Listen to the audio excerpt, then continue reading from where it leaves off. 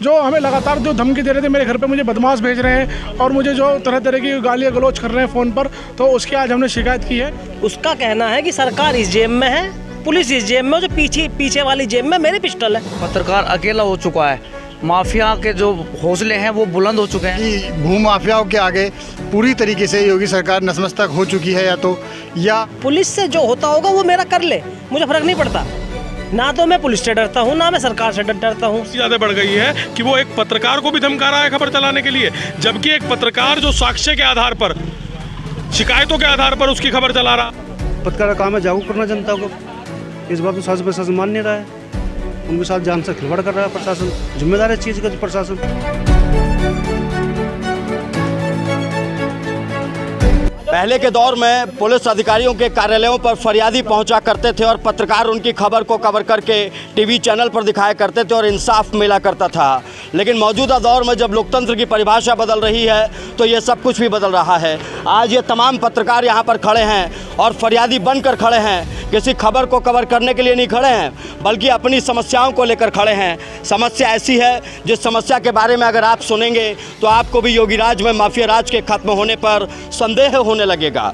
आज ADG zone Meerut पर ये तमाम पत्रकार साथी इसलिए पहुंचे हैं क्योंकि खबर चलाने पर एक माफिया जान से मारने की धमकी दे रहा है। वो माफिया फ़ोन पर ये कह रहा है जो तुम कर सकते हो कर लो, जो मेरे बस की होगी मैं कर लूँगा। पूर्व में बहुत सारी बातें उस माफिया के बारे में बताई गई हैं कि उसने कैसे खुलेआम गुंडागर्दी दिखाई है, लेकिन आज योगी राज में भी वो माफिया एक्टिव है। क्यों एक्टिव है, इसी मुद्दे पर इन तमाम पत्रकारों से बात करूंगा और समझने की भी कोशिश करूंगा कि आज अगर पत्रकार अपना काम कर रहा है तो वो कैसे करेगा।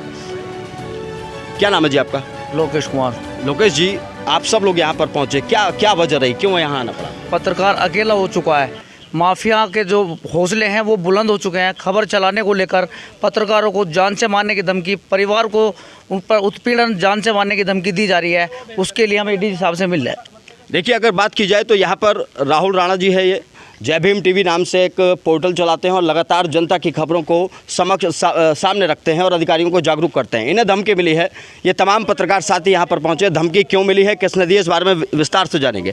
ये बताइए, लग रहा है कि भाई माफिया राज खत्म हो गया या फिर चल रहा है अभी भी? देखिए, जिस तरह से योगी सरकार माफिया राज को ख़त्म करने की जो है पूरी मुहिम चलाए हुए है, उस कंडीशन को देखते हुए ऐसा प्रतीत होता है कि भू माफियाओं के आगे पूरी तरीके से योगी सरकार नतमस्तक हो चुकी है, या किसी दबाव के कारण इन लोगों पर जो है कार्रवाई करने के लिए।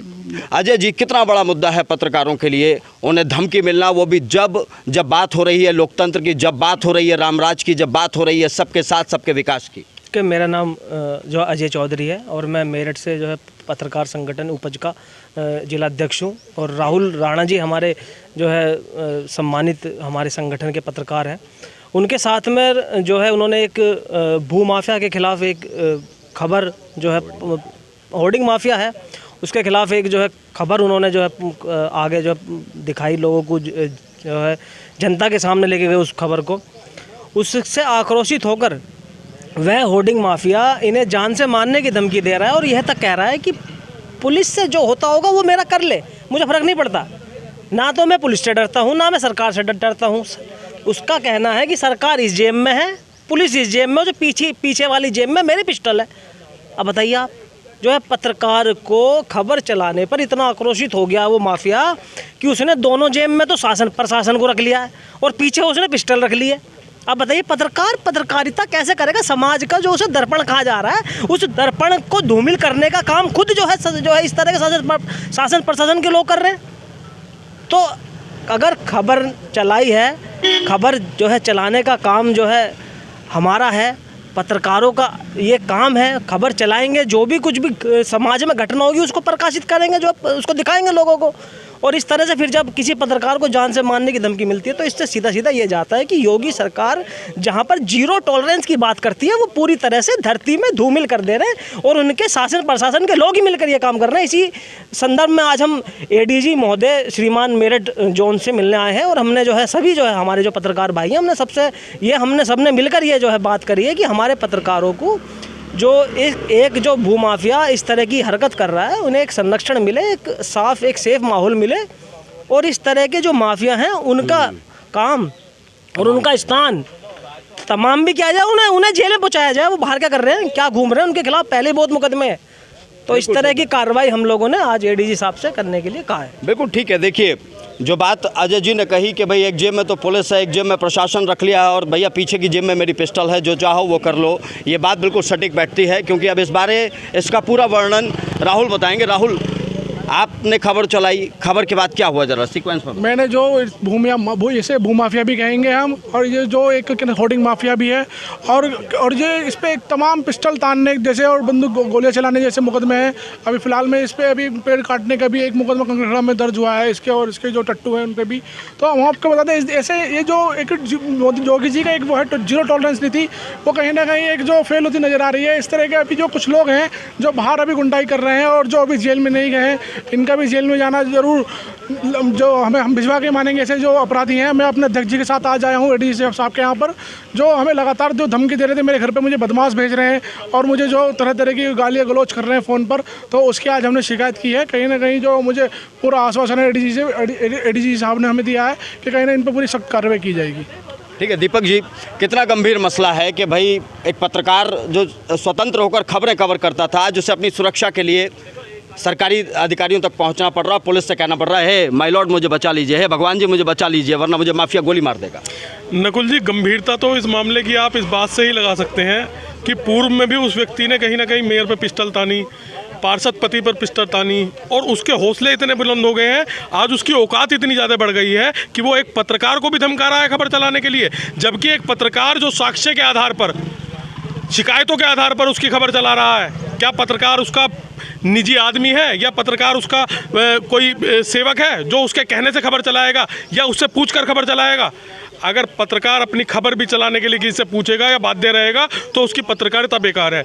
चलिए, ये बात तो एक पत्रकार पर आती है। जब बात पत्रकार पर आती है वो कहीं ना कहीं इन बातों को झेल भी लेता है, मगर बात आके वहाँ अटक जाती है जब उसके परिवार पे वो बातें आती हैं। मैं नकुल जी आपको बता रहा हूँ, वो वीडियो मैंने देखी है, वो आदमी मैंने देखा है जो घर के तरफ इनके इशारे कर रहे हैं, और उसके बावजूद भी 4-5 दिन बाद फिर कुछ आदमी जा रहे हैं। तो उन आदमियों का जाने का सिलसिला बंद नहीं हो रहा है। इस बात से त्रस्त होकर आज हम तमाम मीडिया जो है एडीजी साहब से मिला है, और एडीजी साहब ने हमें आश्वासन भी दिया है कि इस पर सख्त से सख्त कार्रवाई की जाएगी। बिल्कुल ठीक है भाई साहब, बड़ा गंभीर मसला है, क्योंकि मैंने शुरुआत में कहा था कि भाई पत्रकार स्वतंत्र होकर काम करता है तभी जनता की समस्याएं ठीक हो पाती हैं, लेकिन आज आप लोगों को यहाँ पहुँचना पड़ रहा है। पत्रकार से स्वतंत्रता आज का पहरा है, पहले तो पुलिस प्रशासन का रहा है, अब माफिया का हो गया है। अब एक माफिया बेचारे, एक पत्रकार क्या करे, उसके बीवी बच्चे हैं, सब है, क्या करे, सबकी जान खतरे में उनकी। पत्रकार का काम है जागरूक करना जनता को। इस बात को शासन प्रशासन मान नहीं रहा है, उनके साथ जान से खिलवाड़ कर रहा है प्रशासन। जिम्मेदार है चीज़ का प्रशासन। यदि भविष्य में इस पत्रकार साथ कुछ घटना घटती है तो उसका 100%, 100% शासन प्रशासन जिम्मेदार है। इस पर कार्रवाई करनी चाहिए शासन प्रशासन को, उस भूमाफिया पे जो भी माफिया जिस तरह का भी है। ये हमारा तो यही कहना है जी इस बारे में। चलिए ठीक है। देखिए, बहुत सारे पत्रकार साथी थे जिनसे मैंने बात की, बहुत सारे पत्रकार साथी रह गए हैं। अगर इस चर्चा को आगे बढ़ाऊंगा तो बहुत लंबी चर्चा हो जाएगी। कुल मिलाकर आपको ये समझना है कि अगर आज एडीजी के पास पत्रकारों को पहुंचना पड़ रहा है, एसएसपी के पास पत्रकारों को पहुंचना पड़ रहा है, इन तमाम लोगों को ये फरियाद रखनी पड़ रही है कि भाई माफिया एक्टिव है और पुलिस जरा हमारी सुरक्षा करे, पुलिस जरा हमें रिपोर्टिंग करने के लिए स्वतंत्र रूप से हम शहर में रिपोर्टिंग कर सकें, तो ये वाकई में हालात बेहद ख़राब हो चुके हैं। ऐसे में मौजूदा दौर में अगर उत्तर प्रदेश में अपराध बढ़ रहा है तो क्यों बढ़ रहा है? क्या निर्वाचन आयोग के अंडर में सारी चीज़ें जाने के बाद अपराध पर लगाम नहीं रहेगी? ये भी एक सवाल बना हुआ है। एक प्रकरण एसएसपी आवास के पास कल होता है जब कुछ बदमाश आते हैं, पिस्टल लहराते हुए कुछ लोगों के साथ मारपीट करके चले जाते हैं। उस पूरे प्रकरण ने भी ये सवाल उठाए हैं, क्या लॉ एंड ऑर्डर पूरे तरीके से मेरठ पर फेल हो चुका है? इस पर आप क्या सोचते हैं, हमें कमेंट बॉक्स में बताएं।